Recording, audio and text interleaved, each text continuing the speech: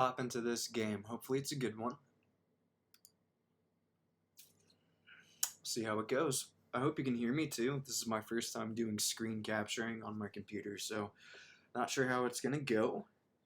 But I will tell you, this deck is powerful and it's explosive.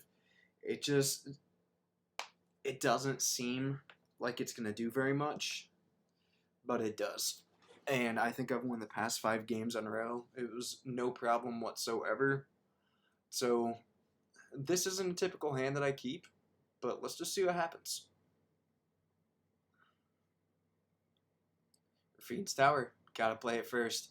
I try to steer away from 1-drops in this current meta because fast land isn't as prevalent in my opinion. I don't have a lot of the pain lands, so I can't get away with it. And personally, I think it's probably just a smarter choice when you can go some really strong 3-color decks just to run any of these triomes, tricycle lands, whatever you want to call them.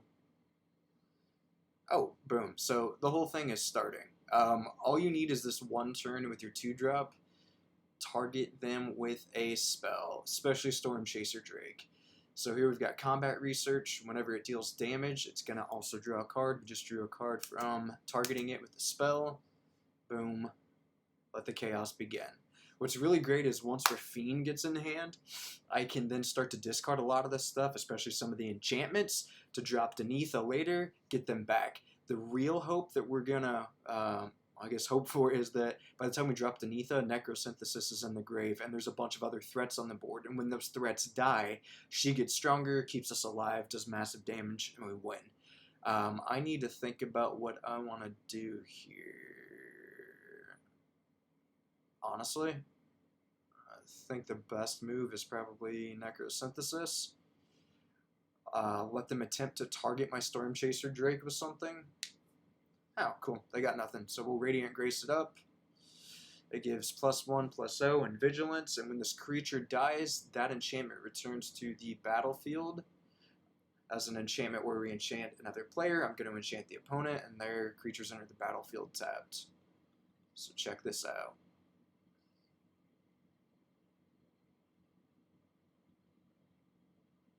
Alright.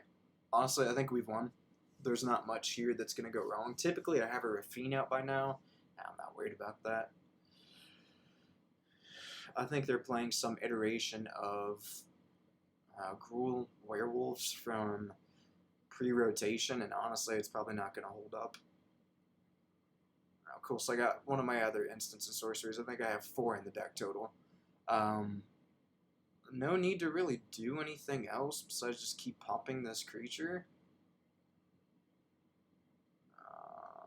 Yeah. See if they got something. They do not. I'll draw a card. Boom! That is the shit that we love to see. So I am not going to cast anything. However, I will discard a card. Right now, I feel like I do not need another Storm Chaser Drake, and what I'm going to do is set myself up to kick Phyrexian Missionary later, get it back from the grave.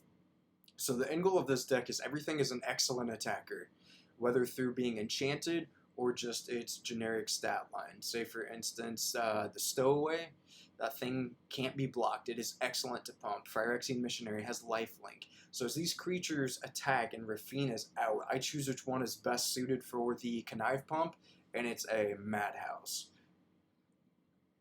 Like, I'm not even paying attention to what they're doing because it kind of doesn't matter.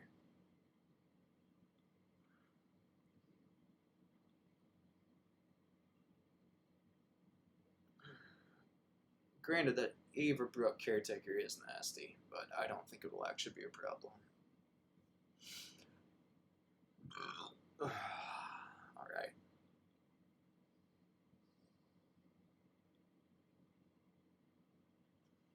Ooh, wee.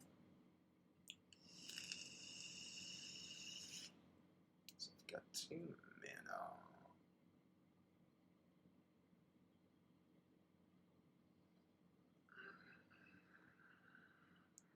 I am going to attack with Storm Chaser Drake. I know I've got 3 mana up by the end of this turn. I just want to see what I draw. I think the best thing to ditch right here is probably a shore up. Granted, I could have 2 up, but I really don't need both creatures protected. I just need 1. Because I'm going to close out this game pretty freaking fast. But I think I would rather have... Let's see... I got a lot of blue spells in hand. I should be fine. I'm going to throw this one down. And honestly, I think to stay alive, because they've got a total of 15, 19... To actually... I'm still alive. It's not that bad. Everything's going to get a +1 counter on each. Okay, well, I guess I do have to be a little bit worried. I should probably throw this thing down. Just to gain me some life. The good news is I can give it +1/+1 and not lose as much life next turn. So let's see how this goes. Otherwise, I think that is game.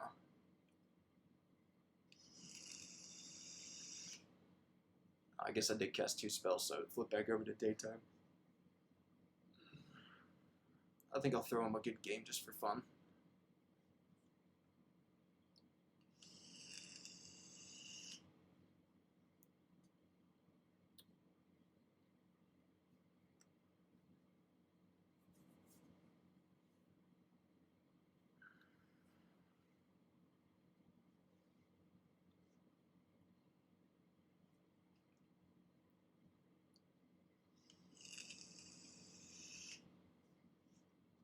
And as menacing as their board may seem, honestly, I'm not worried. So what we've got 4, 12, 16, 20 damage coming our way if we don't block.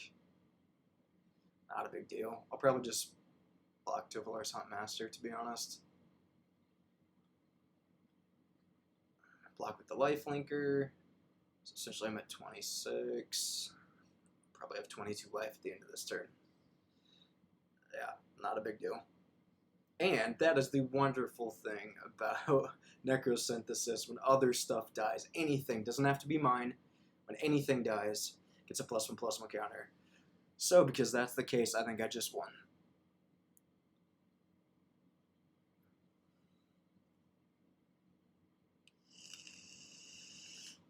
So let's see. Yeah, he knows. He knows. I have not lost a single game with this deck yet. I just tore through those 6 games right there, from Platinum Tier 4 to Tier 3. But yeah, let's take a look at this deck really quickly, because I think it's worth exploring. Because I kind of 3 just ended the game. I don't think that was really fair. So yeah, let's take a look at this bad boy. These 2 drops are everything. And we'll come back to these in a second. But you have Illuminator Virtuoso. When it becomes the target of a spell I control, it connives. I also have Stormchaser Drake. When it becomes the target of a spell I control, I draw a card. Suspicious Stowaway can't be blocked. When it deals combat damage to a player, I draw a card, then discard a card. And if it transforms, I just draw a card and don't discard. This one's here just as a fallback if color is more in my favor to do blue and white, but also because when it dies, I get the chance to cast it for its disturb cost as an enchantment, which is excellent. People tend to want to kill that, even if it doesn't attack, just because it's a really good stat line. So, I mean, it just kind of sets me up. So, let's say we get to turn 3. I've got a really good attacker out that's guaranteed to do something because of how I've set up my board. And it's usually pretty nice. So I'm going to start drawing. I'm going to start getting enchantments in hand or the things that I need, which is great because every time I cast Radiant Grace on a creature that needs to be a target of a spell to do something fun like draw cards, it gets popped. Or I draw a card. So I think you see what's going on here. Essentially a lot of card draw, a lot of hand fixing, a lot of pumping, a lot of counters, especially when Raffine is out. And then once all these creatures start dying off, if Necrosynthesis is out, things get stronger. When that creature dies, I draw cards, or not draw cards, I look at cards in my library equal to its power, put one in hand.